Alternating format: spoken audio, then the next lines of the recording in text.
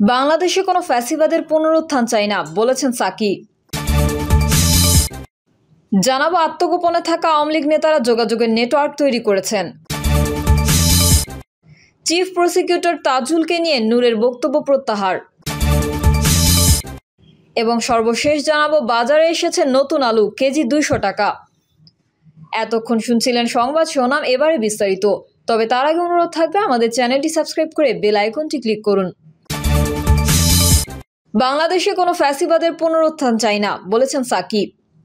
বাংলাদেশে কোনোভাবেই যেন ফ্যাসিবাদের পুনরুত্থান না ঘটে সেই জন্য সবাইকে ঐক্যবদ্ধ থাকার আহ্বান জানিয়েছেন গণসংহতি আন্দোলনের প্রধান সমন্বয়কারী জোনায়েদ সাকি। তিনি বলেছেন, আমরা বাংলাদেশে আর কোনোভাবেই ফ্যাসিবাদের পুনরুত্থান চাই না। এজন্য ছাত্র শ্রমিক জনতার যে স্বপ্ন, সেই স্বপ্ন বাস্তবায়িত হতেই হবে। সেজন্য আমাদের ঐক্য দরকার। আমরা যদি জনগণের স্বপ্নকে সত্যে পরিণত করতে চাই আর কাউকে ফ্যাসিস্ট হিসেবে দেখতে না চাই, তাহলে আমাদের ঐক্যবদ্ধ থাকতে হবে। সাকি বলেন, বিদেশি শক্তিকে ভুল বুঝিয়ে আবারও ক্ষমতায় আসার স্বপ্ন দেখছে ফ্যাসিস্ট আওয়ামী লীগ। ট্রাম্পের পোস্টার নিয়ে মিছিল করে ক্ষমতায় ফেরা যাবে না। ফ্যাসিবাদকে বাংলার জনগণ আর কখনো মেনে নেবে না। দেশে যাতে আর কখনো ফ্যাসিস্টরা ফিরে আসতে না পারে সেই জন্য নতুন রাজনৈতিক বন্দোবস্তের উপর গুরুত্ব আরোপও করেন তিনি। অন্তর্বর্তী সরকারের উদ্দেশ্যে সাকি বলেন, ফ্যাসিস্টরা নানাভাবে এখনো ষড়যন্ত্র করছে। যার অধীনে স্বৈরাচারী শাসন চালিয়েছে তারাও চায় যে কোনোভাবে এই দেশের ক্ষমতা যাতে তাদের হাতে থাকে। এই কারণে আমরা আপনাদের বলি, অভ্যুত্থানের রাজনৈতিক শক্তি সংহত করতে হবে। অভ্যুত্থান যদি সফল করতে হয়, যে অভ্যুত্থান এখন দ্বিতীয় পর্যায়ে আছে, নতুন রাষ্ট্র নির্মাণ, নতুন গণতান্ত্রিক ব্যবস্থা নির্মাণ, তবে তার শক্তি আমাদের সংহত করতে হবে। আমরা গণসংহতি আন্দোলন বাংলাদেশের জনগণের সার্বিক নিরাপত্তার জন্য, দেশের স্বাধীনতার সার্বভৌমত্বের জন্য লড়াই চালিয়ে যাচ্ছি। তিনি বলেন, আমাদের ঐক্যবদ্ধভাবে সংবিধান, রাষ্ট্র ব্যবস্থার সংস্কার, একটা নতুন বন্দোবস্ত এবং গণতন্ত্রের ভিত্তিতে নির্বাচন ও তার জন্য লড়াই করতে হবে। আসুন আমরা ঐক্যবদ্ধ হই। মাওলানা ভাসানীর দেখানো পথ অনুসরণ করি। এই দেশের খেটে খাওয়া মানুষ, শ্রমিকেরা তাকিয়ে দেখুক শহীদদের তালিকা। 1600 এর উপরে ছাত্র শ্রমিক শহীদ হয়েছেন, 500 এর উপরে চোখ অন্ধ হয়ে গেছে, 50,000-এর উপরে আহত। শহীদদের বেশিরভাগ শ্রমজীবী মানুষ। এদেশে শ্রমিক খেটে খাওয়া মানুষের মুক্তি না এলে, জনগণের হাতে ক্ষমতা না থাকলে আর ক্ষমতা পাবে না। জনগণের কাছে জবাবদিহিতা না করলে কোনো সংবিধান গণতান্ত্রিক হতে পারে না উল্লেখ করে সাকি বলেন, আর সেই কারণে সব রাষ্ট্র নির্মাণ জনগণের ইচ্ছার উপরে করতে হবে। যে ঐক্য 5ই আগস্ট সৃষ্টি হয়েছে সেই ঐক্যকে ধরে রাখতে হবে।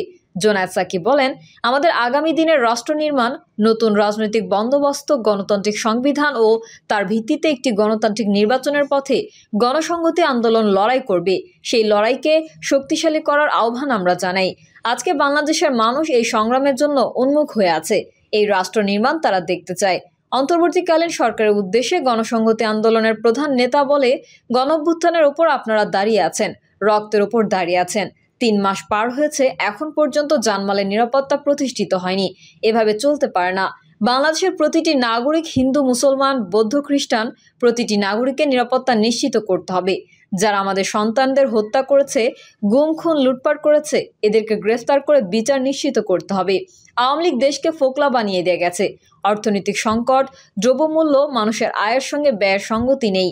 খেটে খাওয়া মানুষ বিপদে আছে। এসব সমস্যার সমাধান করা আপনাদের দায়িত্ব। 3 মাস হয়ে গেছে, মানুষ আর বেশি দিন আপনাদের সময় দিবে না। অবিলম্বে মানুষ তাদের সমস্যার সমাধান চায়। মানুষের জানমালের নিরাপত্তার ব্যবস্থা করেন, দ্রব্যমূল্যের দাম কমান, অর্থনৈতিক চ্যালেঞ্জ মোকাবেলা করেন। আগামী নির্বাচনের রোডম্যাপ ঘোষণার দাবি জানিয়ে সাকি বলেন, সব রাজনৈতিক দল, শিক্ষার্থী, শ্রেণী পেশার অংশীজনদের নিয়ে একসঙ্গে বসে রাষ্ট্রের রূপান্তর, সংস্কার ও নতুন বন্দোবস্ত আর আগামী দিনে নির্বাচনের রোডম্যাপ ঘোষণা করেন। এটাই এখন বাংলাদেশের মানুষ চায়। মানুষের চাওয়া অনুযায়ী আপনাদের চলতে হবে। আত্মগোপনে থাকা আওয়ামী লীগ নেতারা যোগাযোগের নেটওয়ার্ক তৈরি করেছেন। গত 5ই আগস্ট শেখ হাসিনার পলায়ন ও পতনের পর সাংগঠনিক বিপর্যয় কাটিয়ে দলটি আবারও ঘুরে দাঁড়ানোর চেষ্টা করছে। দেশে বিদেশে আত্মগোপনে থাকা নেতাকর্মীদের মধ্যে ইতোমধ্যেই যোগাযোগের একটি নেটওয়ার্ক তৈরি হয়েছে বলে জানিয়েছেন নেতারা। তৃণমূলে কেউ কেউ এলাকায়ও ফিরতে শুরু করেছেন। কর্মী সমর্থকদের মনোবল চাঙ্গা করতে গণঅভ্যুত্থানের 3 মাস পর সম্প্রতি আনুষ্ঠানিকভাবে প্রথম কর্মসূচি দিতে দেখা গিয়েছে আওয়ামী লীগকে। তবে এখনই সরকার বিরোধী আন্দোলনে নামার পরিকল্পনা নেই বলে শীর্ষ নেতাদের সঙ্গে কথা বলে জানা যাচ্ছে। 5ই আগস্টের পর নেতারা আত্মগোপনে চলে যাওয়ায় নেতৃত্ব শূন্যতায় চরম বিপর্যয়ের মুখে পড়েছিল আওয়ামী লীগ। 3 মাস পর সেই বিপর্যয় কাটিয়ে ওঠার চেষ্টা করছে দলটি। দেশে বিদেশে আত্মগোপনে থাকা নেতাদের মধ্যে যোগাযোগের একটি নেটওয়ার্ক তৈরি হয়েছে বলে জানা যাচ্ছে। আওয়ামী লীগের সাবেক সাংগঠনিক সম্পাদক খালিদ মাহমুদ চৌধুরী বিবিসি বাংলাকে বলেন, নিয়মিতভাবে এখন আমরা নেতাকর্মীদের মধ্যে যোগাযোগ হচ্ছে, আলাপ আলোচনা হচ্ছে। এমনকি তৃণমূলের নেতাদের সঙ্গে আওয়ামী লীগ সভাপতি শেখ হাসিনার একাধিক ফোন আলাপও সামাজিক যোগাযোগ মাধ্যমে ছড়িয়ে পড়তে দেখা গেছে। যদিও ফোন আলাপগুলোর আসল কি না বিবিসির পক্ষে স্বাধীনভাবে সেটি যাচাই করা সম্ভব হয়নি, তবে দলীয় সভাপতির সঙ্গে যে যোগাযোগ হচ্ছে সেটি অবশ্য স্বীকার করেছেন নেতারা। তিনি আরও বলেন, শুধু নেতাদের সঙ্গেই না, সাধারণ কর্মী ও মানুষের সঙ্গেও আমাদের নেত্রীর যোগাযোগ রয়েছে। বিভিন্ন বিষয় নিয়ে তিনি আলাপ আলোচনা করছেন এবং নির্দেশনা দিচ্ছেন। মূলত দলের দিশেহারা নেতাকর্মীদের মনোবল চাঙ্গা করতে বিপর্যস্ত আওয়ামী লীগকে ফের সংগঠিত করার উদ্দেশ্যেই শেখ হাসিনা সরাসরি কথা বলছেন বলে জানাচ্ছেন তার দলের নেতারা। আওয়ামী লীগের যুগ্ম সাধারণ সম্পাদক আফম বাহাউদ্দিন নাসিম বলেছিলেন, আত্মগোপনে থাকার পরও আমাদের নেতাকর্মীদের মধ্যে যোগাযোগ স্থাপিত হয়েছে। পরিস্থিতি বিবেচনায় গণমানুষের জন্য যেই ধরনের কর্মসূচি গ্রহণ করা প্রয়োজন সেটাই আমরা গ্রহণ করব। আওয়ামী লীগ কর্মী নির্ভর রাজনৈতিক দল, ফলে কে নেতা বা তারা কোথায় সেটা বড় কথা নয়, বিবিসি বাংলাকে বলেন খালিদ মাহমুদ চৌধুরী। সম্প্রতি যুক্তরাজ্য ভিত্তিক বাংলা গণমাধ্যম চ্যানেল এসকে দেওয়া সাক্ষাৎকারে সাবেক পররাষ্ট্রমন্ত্রী ও আওয়ামী লীগের যুগ্ম সাধারণ সম্পাদক হাসান মাহমুদ বলেছেন, আওয়ামী লীগ কখনো ফুরিয়ে যায়নি, আওয়ামী লীগ ফুরিয়ে যাবেও না। আওয়ামী লীগ সচেতনভাবেই এখন চুপ আছে। তিনি আরও বলেন, এখন যদি আমরা রাজনৈতিক কর্মসূচি দিয়ে নামতাম তাহলে সরকারের পক্ষ থেকে আবার অনেকে বলতো যে আমাদের কারণে তারা রাষ্ট্র পরিচালনা করতে পারছে না। আমরা একটু নিশ্চুপ আছি যাতে আমাদের উপর দোষ না আসে। অন্তর্বর্তী সরকার কখন ব্যর্থ প্রমাণিত হয়, দলটি এখন সেই অপেক্ষায় রয়েছে। ভুল স্বীকার করে ক্ষমা না চাইলে রাজনীতির মাঠে ফেরা আওয়ামী লীগের জন্য কঠিন হবে বলে জানাচ্ছেন বিশ্লেষকরা। রাজনৈতিক বিশ্লেষক ডক্টর জোবাইদা নাসরিন বিবিসি বাংলাকে বলেন, রাজনীতিতে ফিরে আসতে হলে আওয়ামী লীগকে জনগণের ম্যান্ডেট নিয়েই ফিরে আসতে হবে। আর সেই জন্য কর্তৃত্ববাদী শাসনের চালানোর জন্য ভুক্তভোগী সাধারণ জনগণের কাছে আওয়ামী লীগের ক্ষমা চাওয়া উচিত। একই অভিমত দিয়েছেন আরেক রাজনৈতিক বিশ্লেষক ও লেখক মহিউদ্দিন আহমেদ। তিনি বলেন, ক্ষমা চাইলে তো এদেশের মানুষ ক্ষমা করে দেয়, কিন্তু বাস্তবতা হচ্ছে আওয়ামী লীগ এখনো ক্ষমা চায়নি এবং চাইবে বলেও মনে হচ্ছে না, কারণ ক্ষমা চাইলে তাদের রাজনীতিটা আর থাকে না। চিফ প্রসিকিউটর তাজুলকে নিয়ে নূরের বক্তব্য প্রত্যাহার। আন্তর্জাতিক অপরাধ ট্রাইব্যুনালের চিফ প্রসিকিউটর মোহাম্মদ তাজুল ইসলামের পদত্যাগ দাবি করে গণ অধিকার পরিষদের সভাপতি নুরুল হক নূর যে বক্তব্য দিয়েছিলেন তা তিনি প্রত্যাহার করে নিয়েছেন। ট্রাইব্যুনাল থেকে পাঠানো প্রেস বিজ্ঞপ্তিতে জানানো হয়েছে, গণ অধিকার পরিষদের সভাপতি নুরুল হক নূরের সঙ্গে আলোচনা হয়েছে।